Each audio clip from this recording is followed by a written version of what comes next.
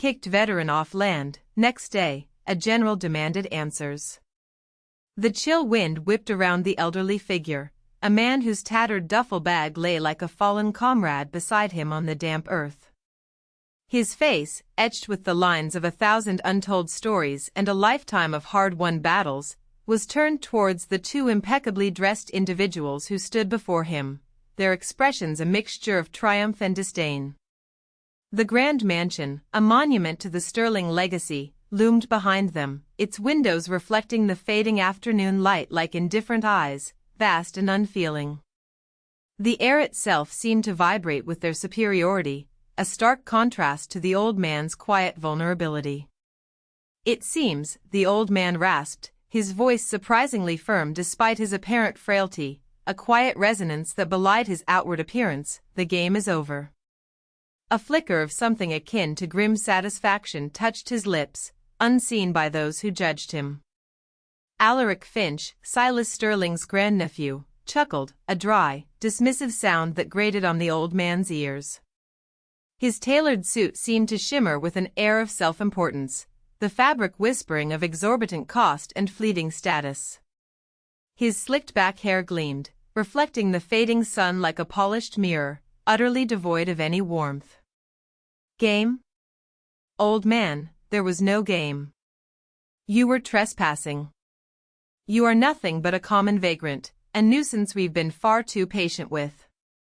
He gestured impatiently towards the sprawling grounds, a dismissive sweep of his hand that encompassed acres of meticulously maintained property. "This is private property. You were given ample warning. Now, get out. Or we'll have security escort you out, more forcefully this time." Alaric's words hung in the air, sharp and unyielding, a testament to his ingrained belief in his own entitlement.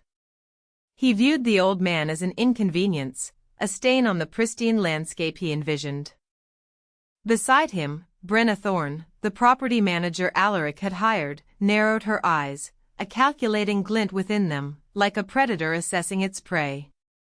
Her perfectly coiffed blonde hair caught the light, an artificial halo. Her designer coat seemed to repel the dust and grime of the real world, a barrier between her curated existence and the harsh realities outside. "Indeed, this is no charity ward. We have plans for this plot. Valuable plans. Your presence, as a squatter, is an impediment to progress and profit." She looked at the old man as if he were an irritating fly, an insignificant obstacle in the grand scheme of their financial ambitions. "Consider this your final notice. Move along, or face the consequences." Her voice was devoid of any warmth, a chilling testament to her singular focus on the bottom line. She saw only the burden, never the human. The old man, who was in fact Silas Sterling, the reclusive billionaire and highly decorated war veteran, allowed a faint, almost imperceptible smile to touch his lips. It was a smile born of a profound understanding, a quiet amusement at their utter blindness. He watched them, his gaze piercing through their superficiality, seeing the avarice that pulsed beneath their polished exteriors, the raw, untamed hunger for wealth and power. He knew, with a certainty that settled deep in his bones, that they still saw him as nothing more than the disheveled veteran he pretended to be. They had no idea of the tempest about to break, the carefully orchestrated storm that was already gathering on the horizon. He had given them every opportunity, every chance to show a flicker of humanity, and they had failed spectacularly. "Consequences?" Silas echoed, his voice now a low murmur, almost swallowed by the wind, yet carrying a weight that Alaric and Brenna, in their dismissive arrogance, failed to perceive. "Ah, yes. Consequences. They always come, don't they? Sometimes they arrive in the most unexpected forms. And sometimes they are delivered by those you least suspect." A profound sense of pity, unexpected even to himself, touched Silas's heart as he looked at them. They were so utterly consumed by their own self-interest, so blind to the world beyond their immediate desires. Alaric scoffed, glancing at Brenna with an amused smirk, a shared moment of perceived superiority. He's delusional. Just another senile old fool living in a fantasy. He checked his expensive watch, a gesture of impatience that underscored his desire to move on to more important matters. Let's not waste any more time. Vrena, ensure he's gone by nightfall. I have a dinner engagement. The words were uttered with the casual cruelty of a man for whom human beings were mere pawns in a larger game. Vrena nodded, her expression hardening, a silent promise of swift, merciless action. Consider it done, Alaric. He won't be a problem by sunset.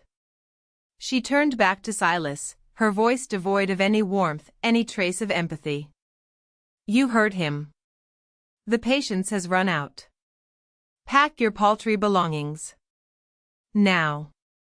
The dismissal was absolute, cutting. Silas Sterling, the master architect of this elaborate test, simply nodded slowly.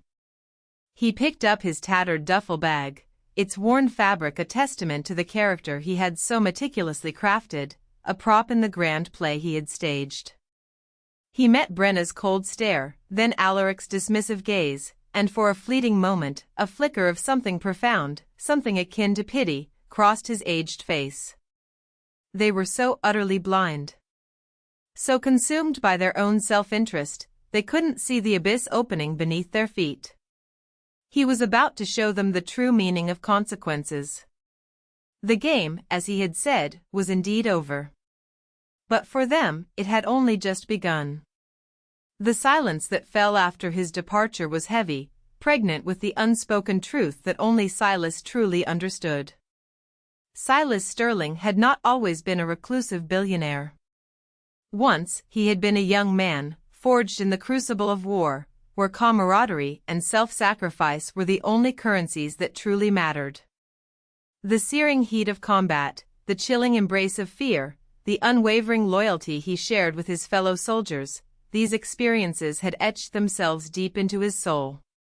He had seen unimaginable cruelty on the battlefields, the raw, brutal instinct for survival, but he had also witnessed boundless potential for kindness, for profound acts of selflessness. He carried the weight of his experiences, the echoes of fallen comrades whose last breaths were whispered prayers for a better world, and the unwavering belief that honor and integrity were the bedrock of a meaningful life. The medals adorning his chest were not mere decorations, they were reminders of promises made to the fallen, promises to live a life worthy of their sacrifice. After the war, he had channeled his fierce determination and strategic brilliance into building an industrial empire that stretched across continents. He had built it from the ground up, brick by brick, innovation by innovation, fueled by a vision not just of wealth, but of creating something lasting, something that would provide opportunities for countless others. He had poured his very essence into the Sterling Corporation, believing that its foundations would be built upon the same values that had guided his life: diligence, honesty, respect for hard work, and a profound sense of responsibility to the communities it served. He had believed, naively perhaps, that these values would naturally permeate the very fabric of his vast enterprise. For decades, Silas had watched his empire grow, a towering monument to his ambition and principles. But as it expanded, so too did a chilling realization. The world, it seemed, had forgotten the lessons he had learned so painfully on the battlefield. The relentless pursuit of profit, the casual disregard for human dignity, the cutthroat ambition that gnawed at the edges of every transaction, these were the new battlefields, and Silas felt a growing disillusionment. He saw it in the boardrooms, where quarterly reports overshadowed human welfare, where decisions were made solely on the basis of financial gain, regardless of the human cost. He saw it in the cold calculations of his executives, for whom numbers had replaced names, where employees were mere data points on a spreadsheet. And most painfully, he saw it in the eyes of his own family, those who stood to inherit the legacy he had so painstakingly built, their gaze fixed only on the glittering prize of inheritance. His grandnephew, Alaric Finch, was a particularly sharp thorn in his side. Alaric possessed a superficial charm, a dazzling smile that could disarm the unwary, but beneath it lay an insatiable hunger for power and wealth, a void that could never be filled. Silas had observed him for years, watching as Alaric ascended the ranks, not through genuine merit or empathy, but through cunning manipulation and a ruthless efficiency that bordered on cruelty.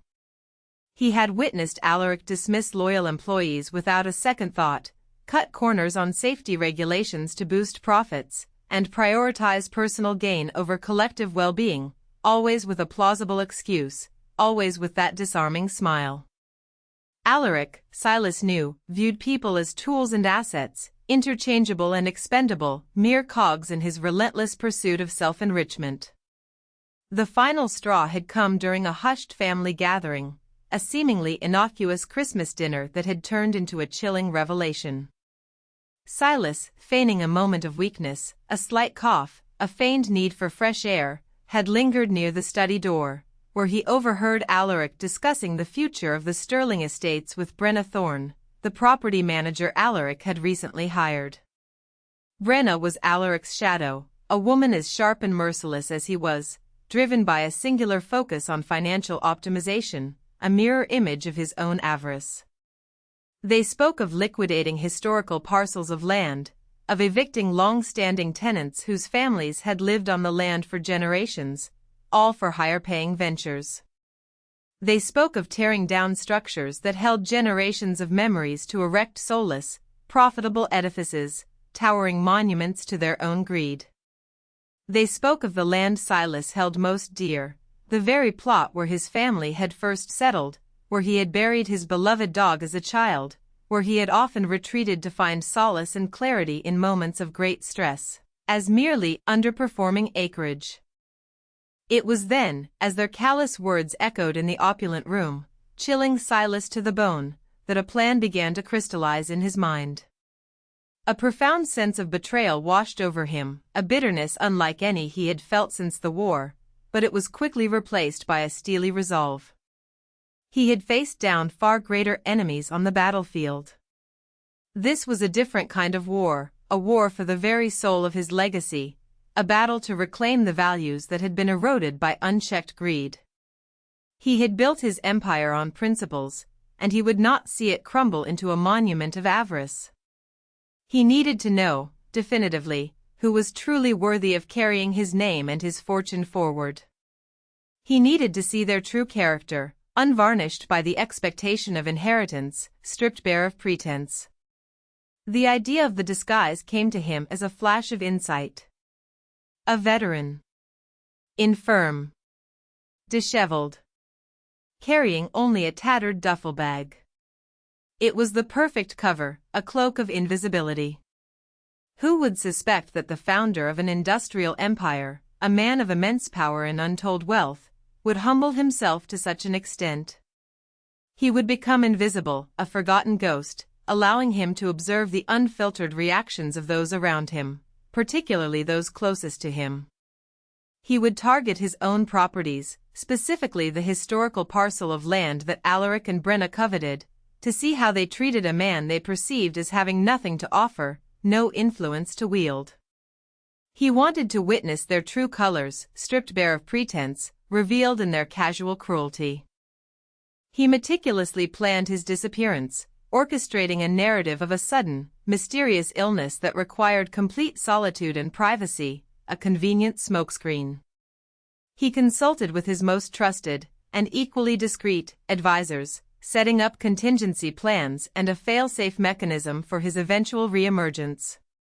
He withdrew a significant sum of cash, enough to sustain his charade for months, and procured the worn clothes, the battered hat, the scuffed boots that would complete his transformation. He practiced the slow, shuffling gait, the slight tremor in his hands, the weary sigh of a man burdened by life. He stripped away the layers of his identity, not to become someone else, but to reveal the truth about those who surrounded him.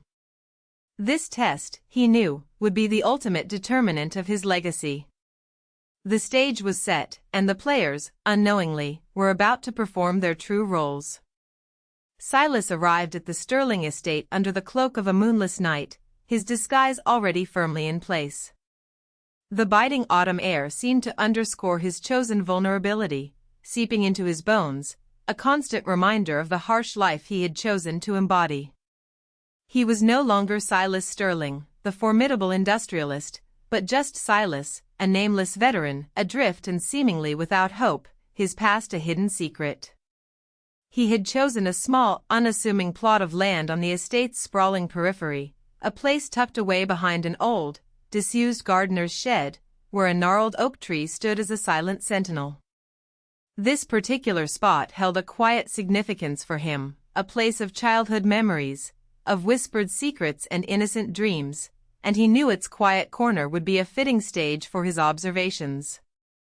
He meticulously set up a makeshift shelter, a thin tarp stretched over some branches, barely enough to ward off the chill, a meager defense against the elements.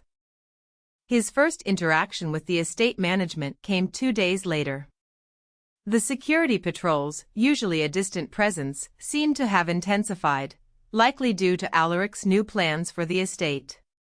He had ventured out, seeking water from a small, secluded stream on the property, when Brenna Thorne, immaculately dressed even for a casual inspection, spotted him. She was accompanied by a burly security guard, his face impassive, his stance radiating silent menace. "Who are you? What are you doing here?" Brenna's voice was sharp, cutting through the morning stillness, a blade of ice in the crisp air. Her eyes, as cold as polished steel, scanned Silas's appearance, dismissing him instantly, categorizing him as an unwanted anomaly. Silas, playing his part, affected a slight tremor in his voice, his eyes downcast, portraying a man weary from life's burdens. "Just resting, ma'am. I'm a veteran. Just passing through." He pulled his tattered duffel bag closer, a silent plea for understanding, a gesture meant to evoke pity. Brenna scoffed, her gaze flicking to the security guard, a silent command for action.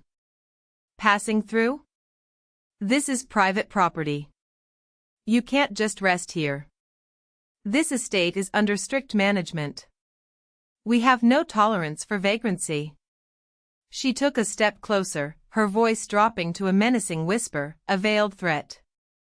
"Do you understand? This isn't some public park. There are valuable assets here. We can't have unknowns lurking about."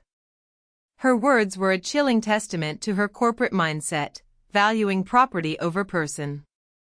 "I mean no harm, ma'am," Silas insisted, his eyes meeting hers, searching for a flicker of empathy, a hint of human connection. There was none. Only cold, calculating impatience, a desire to remove the perceived blight. "Harm or not, you are a liability," Brenna declared, turning to the guard. "Escort him off the premises. Warn him about trespassing. If he returns, the police will be involved." She then added, almost as an afterthought, her voice tinged with disgust, "and make sure he doesn't leave any trash. This property must be pristine." She then strode off, her back ramrod straight, without a backward glance, leaving Silas with the stern-faced guard who merely pointed to the boundary line with a gruff command to leave.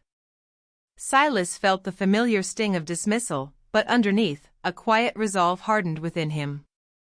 This was exactly what he expected. Silas, as feigning defeat, slowly walked off the estate, his shoulders stooped, his head bowed. He vanished from sight, only to circle back under cover of night, returning to his chosen spot. The first interaction had confirmed his suspicions. They saw him as nothing but an inconvenience, a threat to their meticulously managed property. The outright contempt and the immediate focus on assets and liability were stark, a chilling preview of their true character. A few days later, Alaric Finch himself made an appearance, accompanied by Brenna. They were discussing plans for the very section of land where Silas had made his humble camp. Silas, hidden by the overgrown shrubs, a silent observer in the shadows, listened intently, his heart aching at their casual disregard. "This entire section needs to be cleared," Alaric declared, gesturing broadly with a manicured hand that seemed to dismiss the very ground they stood on. "Brenna, I want that old shed gone, and that ridiculous oak tree. It's obstructing the view for the new development. We can put in some modern, low-maintenance landscaping.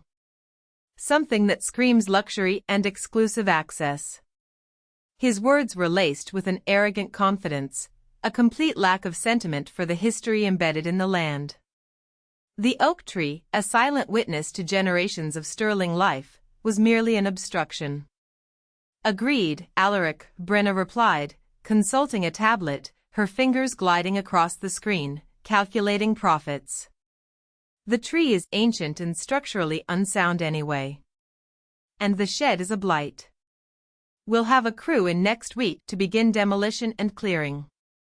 And we'll ensure any stray elements are removed prior to that." Her eyes, for a fleeting moment, darted towards Silas's hidden camp, a flicker of suspicion in them, a cold recognition of his lingering presence. Silas felt a chill deeper than the autumn air. He had been seen. Later that day, as he was attempting to boil water over a tiny, discreet fire, a meager attempt to ward off the persistent chill, Alaric and Brenna returned, this time with 2 security personnel, their faces set, their patience clearly exhausted. "You again?" Alaric exclaimed, his voice laced with genuine anger, a sneer twisting his features. "We told you to leave. This is unacceptable. Do you have any idea who owns this land?" He puffed out his chest, as if his proximity to ownership conferred immense power, a ludicrous display of entitled authority. "You are trespassing, a criminal. And you're building fires. Do you want to burn down the entire estate?" The accusations were hyperbolic, designed to intimidate. "Sir, please, I just needed to warm some water," Silas pleaded, his voice thin, carefully crafted to convey desperation. He looked genuinely small, vulnerable, a man beaten down by life. Brenna stepped forward, her face a mask of cold fury, her eyes hard and unforgiving. "Listen, you old fool. This is not a request anymore. This is an eviction. You are being removed, right now. And anything you leave behind will be considered trash and disposed of. We're tearing down that shed and clearing this entire area. You clearly don't understand what private property means." She gestured to the security guards, her voice sharp with command. "Get him out of here. And make sure he doesn't come back. Permanently."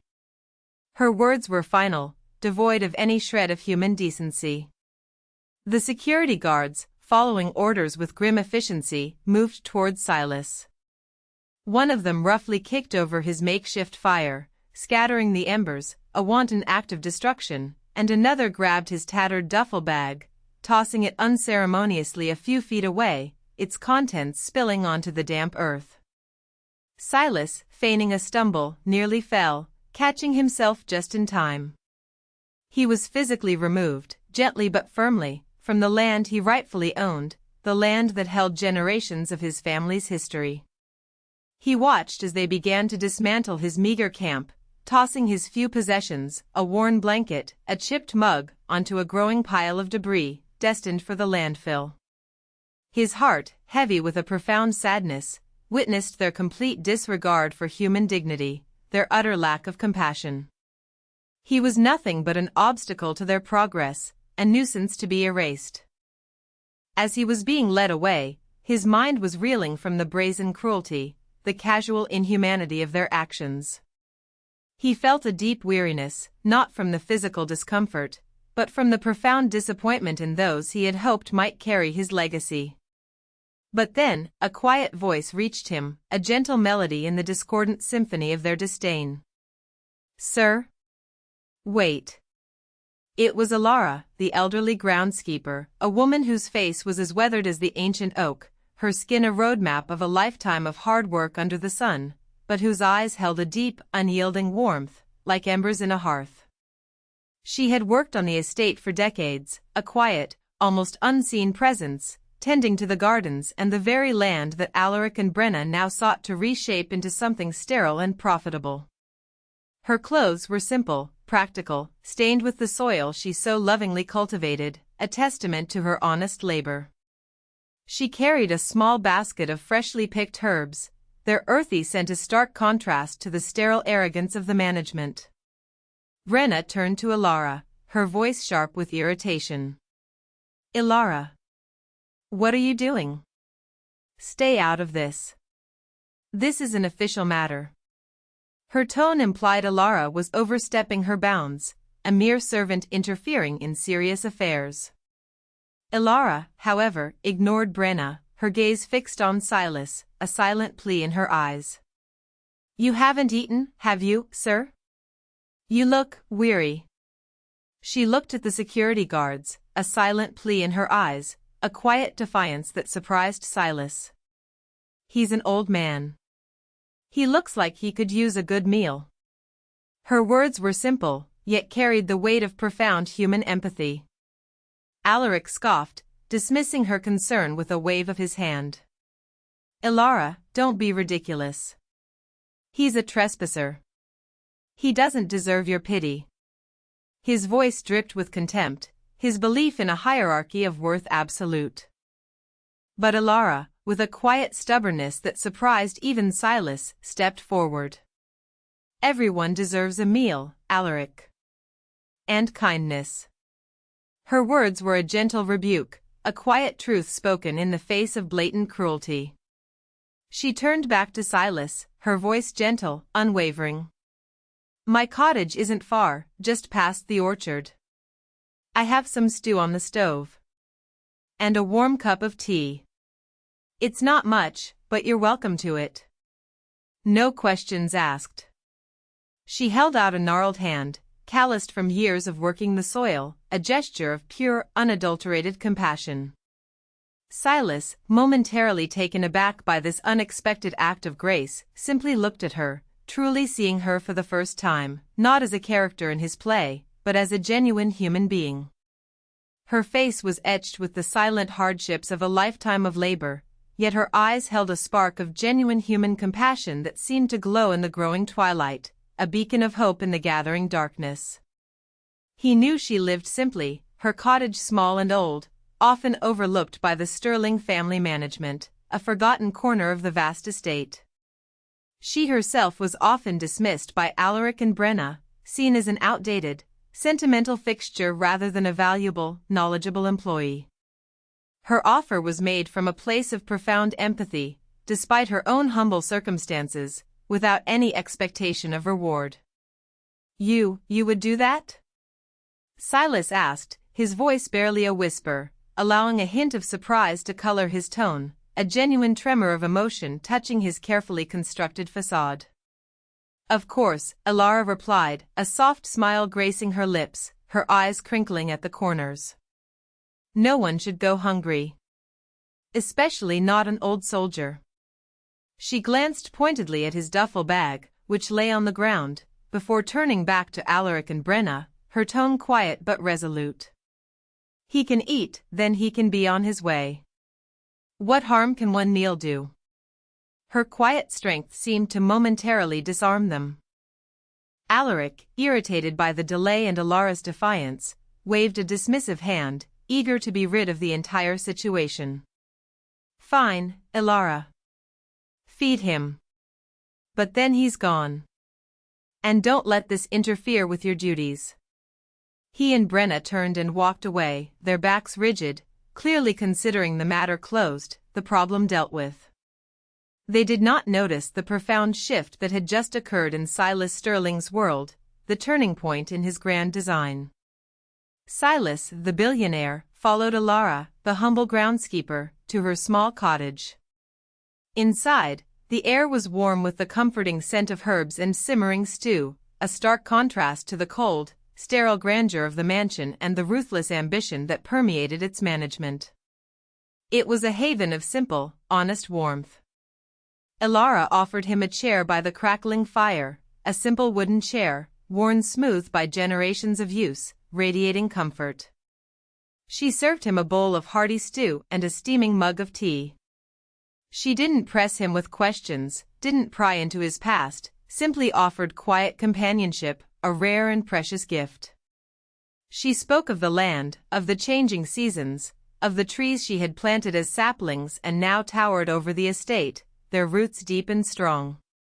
She spoke of her small pension, her worries about the new management's plans for the gardens, and her quiet hope for a peaceful retirement.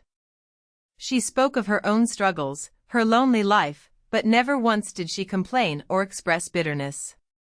Her kindness was unconditional, pure, untainted by expectation or gain, a genuine outpouring of human empathy.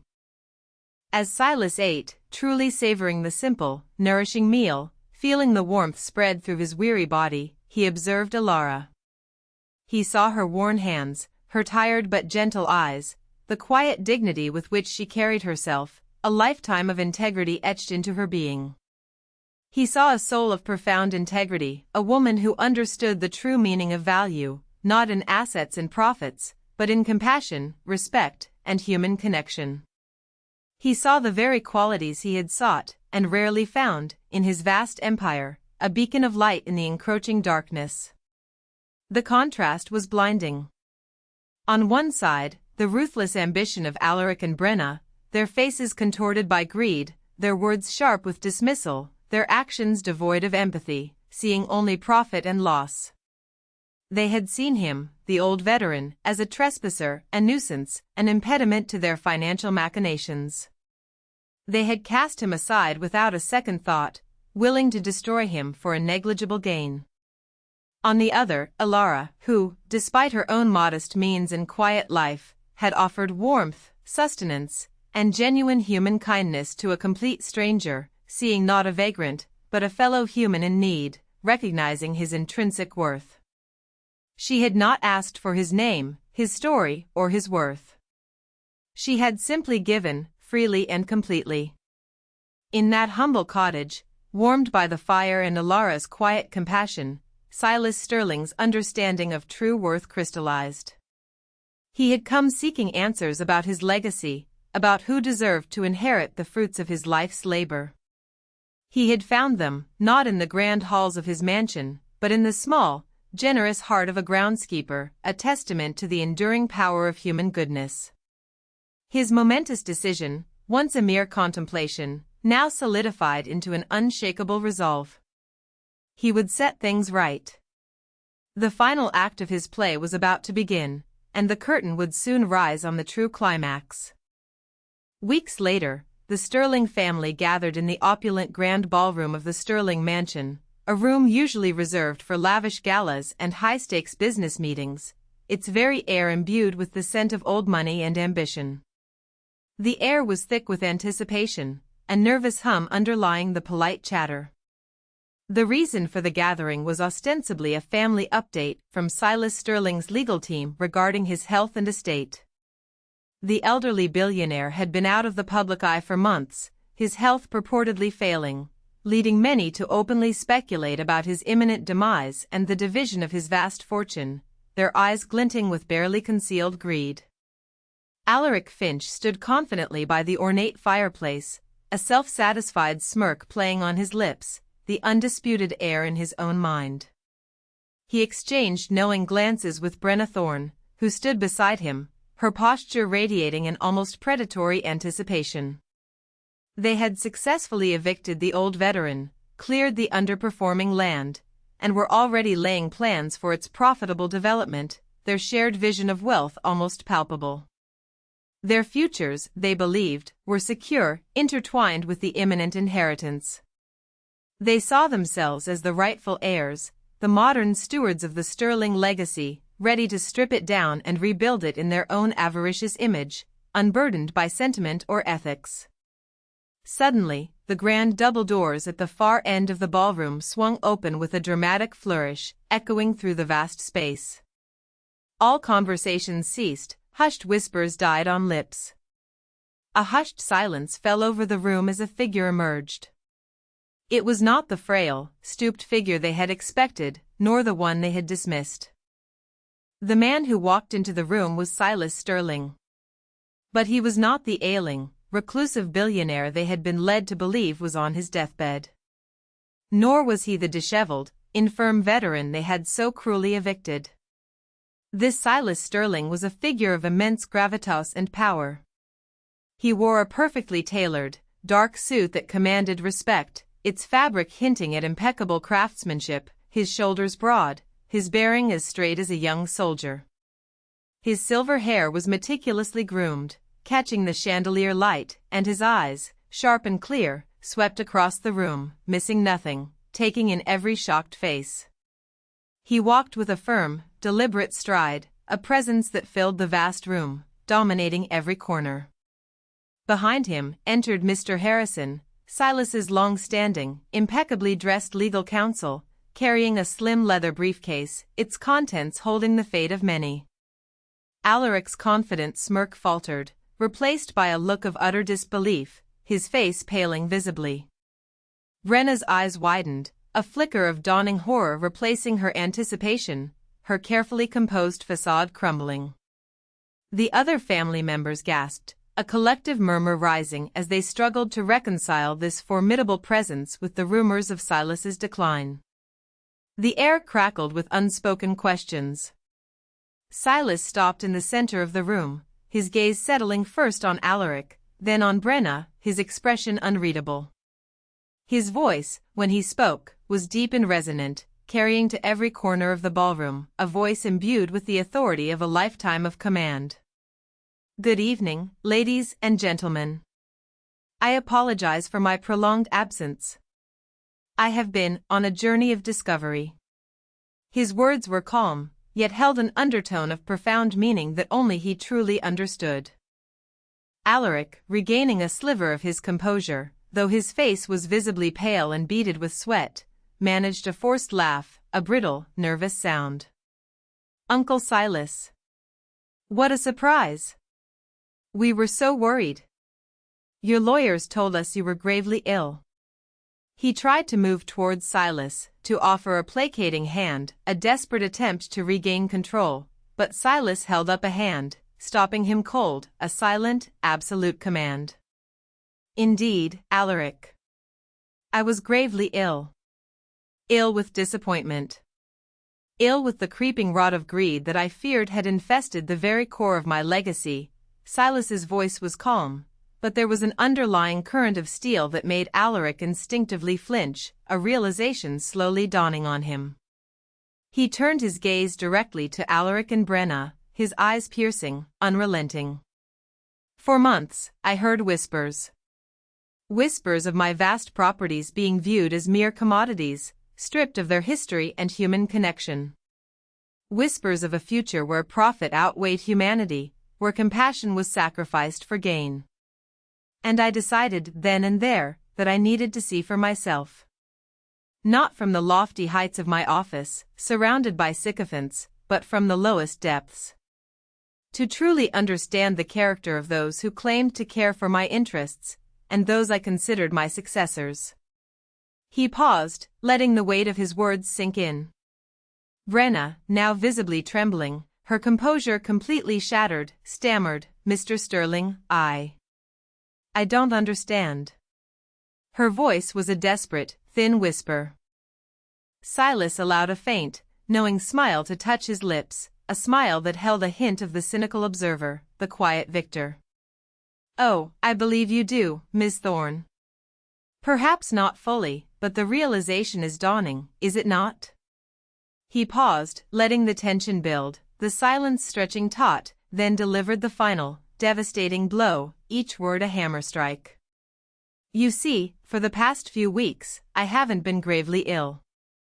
I have been living among you. I have been the old veteran you so callously evicted from my own land. The nuisance you dismissed. The vagrant you threatened with the police. A collective gasp swept through the room, a wave of shock and disbelief. Alaric's jaw dropped, his face turning an ashen gray, drained of all color. Brenna staggered back, her hand flying to her mouth, her eyes wide with unadulterated horror, a guttural sound escaping her lips. They remembered the old man, of course. The inconvenient squatter. But him? Impossible. The truth was too grotesque, too humiliating to comprehend. You were him? Alaric whispered, the words barely audible, his voice thick with disbelief and terror, a realization that spelled utter ruin. The old man, the one we. His eyes darted to Brenna, a shared horror in their gaze. Silas nodded, his eyes unwavering, relentless. The very same, Alaric. I witnessed your contempt firsthand. Your callous disregard for human dignity. Your singular focus on profit, even at the expense of a fellow human being. I saw how you treated a man you believed had nothing. And in doing so, you revealed precisely who you are. His voice was devoid of anger, only a quiet, damning truth. He then turned his gaze towards the small, unassuming figure of Alara, who stood near the back of the room, her eyes wide with shock and a dawning understanding. She had been invited as part of the estate staff, largely as an afterthought, an elderly fixture. And then, Silas continued, his voice softening slightly as he looked at Alara, a profound warmth entering his tone, there was Alara. A woman who, despite her own humble circumstances, offered genuine kindness, a warm meal, and a moment of peace to a stranger she believed was in need. She saw a human being, not an inconvenience. She understood the true meaning of compassion, a virtue so conspicuously absent in others. Alara, overwhelmed, could only manage a tearful nod, her gaze fixed on the man who had been the old veteran she had fed, the man who now held unimaginable power. Silas's voice hardened again as he turned back to Alaric and Brenna, his tone now imbued with the authority of a general addressing insubordinate officers, his final judgment delivered with cold precision. You kicked a decorated veteran off his own land. You demanded answers from him as if he were a criminal. And you, Alaric, my grandnephew, you allowed this to happen, even orchestrated it. You have failed the ultimate test. You have proven yourselves unworthy of carrying the Sterling name, and certainly unworthy of inheriting its legacy. He gestured to Mr. Harrison. Mr. Harrison, if you would be so kind as to read the revised will. The lawyer stepped forward, opening his briefcase, the click of the latches echoing like a death knell in the silent, stunned ballroom, sealing their fate. Alaric and Brenna stared, their faces contorted, their carefully constructed world crumbling around them. The mask of deception had fallen, revealing the stark, horrifying truth of their avarice. The general had indeed demanded answers, and the consequences were about to be revealed, irreversible and absolute. The reading of the revised will was a scene of stark, almost theatrical, collapse for Alaric and Brenna. Mr. Harrison's calm, measured voice delivered each clause like a precise, devastating blow. Alaric Finch, who had always assumed the lion's share of the Sterling Empire would be his, listened in horrified silence as his name was mentioned only in the context of a carefully worded disinheritance.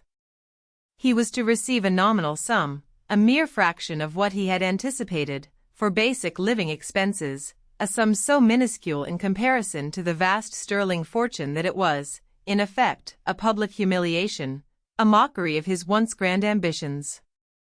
The clause explicitly stated that his demonstrated disregard for human welfare and avaricious intent rendered him unfit to uphold the Sterling legacy.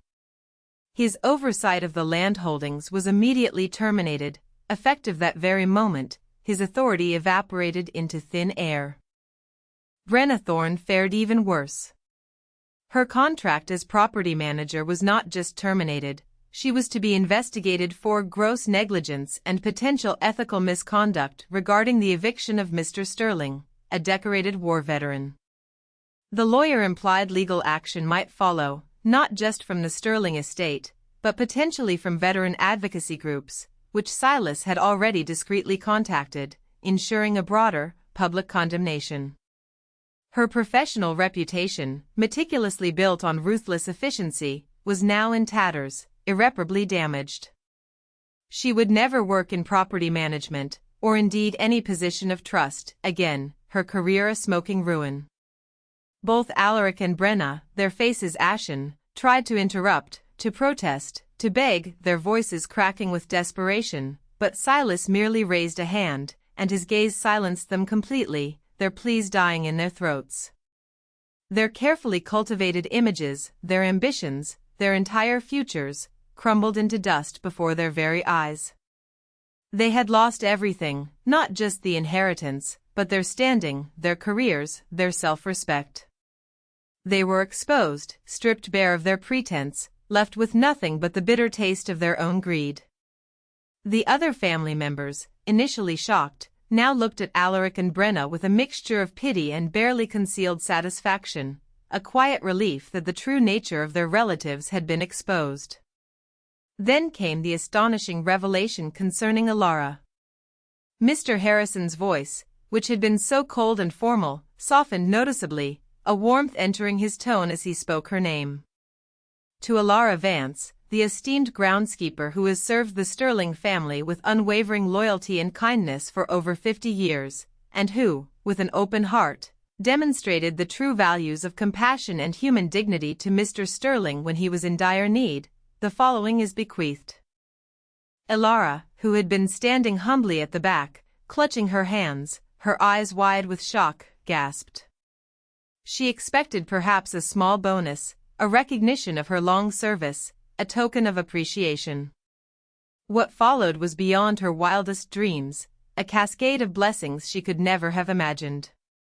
Firstly, the cottage in which she currently resides, along with the surrounding acreage that she has so lovingly tended, is hereby transferred into her full and unconditional ownership, free and clear of all liens and encumbrances.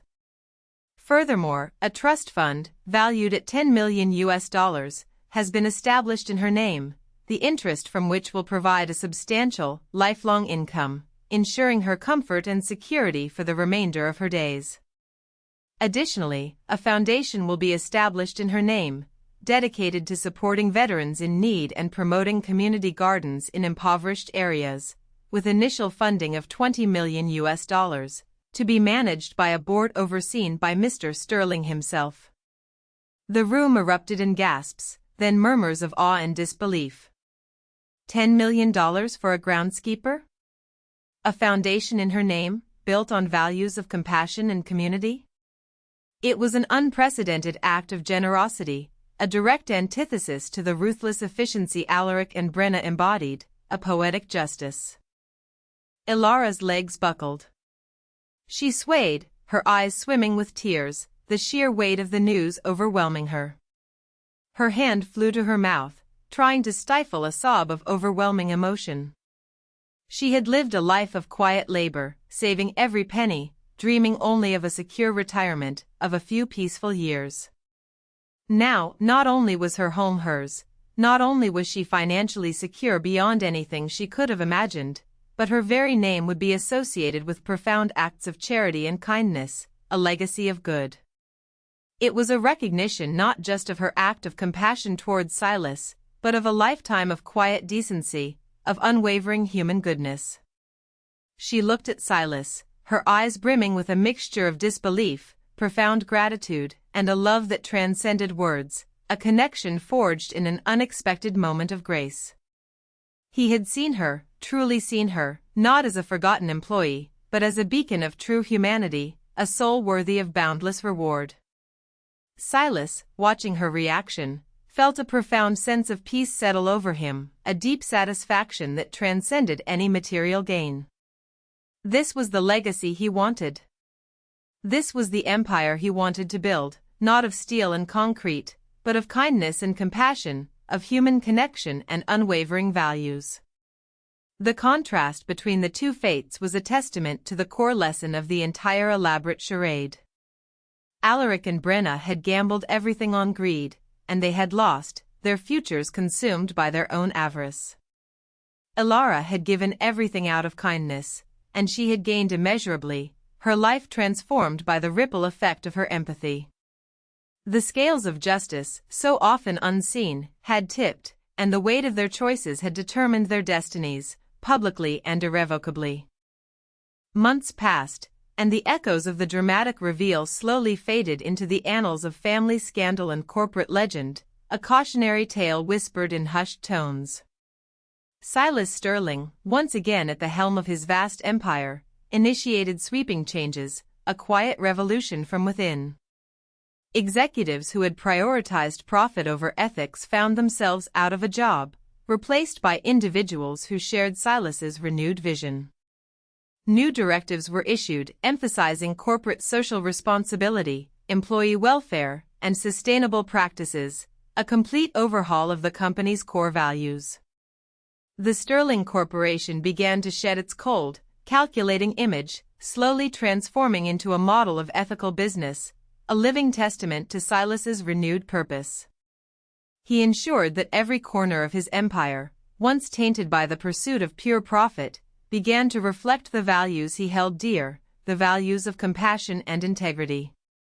Alaric Finch, stripped of his power, his reputation ruined, found himself adrift, a ship without a rudder.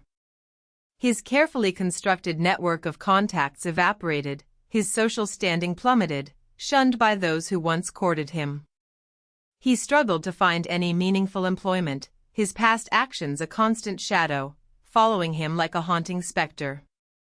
He was forced to confront the harsh reality of a life built on superficiality and avarice, a life now utterly devoid of the wealth and influence he had so desperately coveted. He was, in essence, bankrupt of character, left with nothing but the hollowness of his own ambition. Brenna Thorne faced an even harsher fate. The legal investigations, fueled by Silas's quiet yet powerful influence, led to her professional licenses being revoked, ending her career definitively. The public shaming, amplified by the sensational story of the billionaire veteran, ensured that no reputable firm would ever employ her. She vanished from the professional scene, a cautionary tale whispered in boardrooms about the dangers of unchecked ambition and cruelty, her name a synonym for disgrace. Elara Vance, however, bloomed, her life radiating a quiet joy. The little cottage, now undeniably hers, became a haven of peace and beauty, its gardens tended with renewed vigor. She continued to tend her gardens, though now with the serene knowledge that she was financially secure and deeply appreciated, free from the worries of her past. She dedicated much of her time to the Elara Vance Foundation, working closely with Silas, their shared purpose creating an unbreakable bond. The foundation's first projects, community gardens in underserved neighborhoods and housing initiatives for homeless veterans, were met with immense success, transforming lives and communities. Elara, once a quiet, almost invisible figure, became a local hero, her story of quiet compassion inspiring countless others to acts of kindness. She found a profound joy in giving, a joy that surpassed any material wealth, a deep satisfaction in making a tangible difference. She often visited Silas at the mansion, no longer as an employee, but as a trusted friend, an equal in spirit, sharing quiet conversations and cups of tea by the fire, their bond a testament to the power of genuine connection. She had no desire for luxury, only for the continuation of her simple, kind life, now amplified by the means to help others on a grander scale. Silas Sterling, looking out from his study window at the sprawling estate, now managed by a team of dedicated and ethical professionals, felt a profound sense of peace. The land, once threatened by ruthless developers, was now thriving, a symbol of renewed purpose, its beauty restored. He had not only secured his legacy, but he had also brought about a quiet revolution, ensuring his life's work would continue to serve a greater good. He had learned that true wealth lay not in the accumulation of assets, but in the richness of human connection and the unwavering strength of integrity, a lesson deeply ingrained by his time as the humble veteran. He had gambled his identity, his comfort, and his reputation on a test, and the results had been both heartbreaking and profoundly uplifting, confirming the enduring power of compassion. The story of Silas Sterling serves as a timeless reminder: character is not forged in the light of prosperity, but revealed in the shadows of adversity. It is in the face of perceived weakness, in the anonymity of the humble, that true intentions shine brightest or fester in the darkness. Kindness, offered without expectation of reward, is the most profound investment one can make, for its returns are immeasurable, often coming from the most unexpected of sources. While avarice consumes and destroys, genuine compassion illuminates and builds, proving that even in the most cynical of worlds, goodness always finds its way home, and a truly noble heart will always find its just reward. If this story touched your heart, imagine what other tales of unexpected justice and profound moral lessons await you. We have an entire collection of stories just like this one, where hidden truths are revealed and true character is tested. Don't miss out on another incredible journey. Make sure to subscribe to our channel and hit that notification bell so you're always the first to know when a new story drops. And now, we want to hear from you. What was the most shocking moment in Silas Sterling's revelation for you? Have you ever witnessed someone's true character being exposed in an unexpected way? Share your thoughts and experiences in the comments below. We love reading your insights.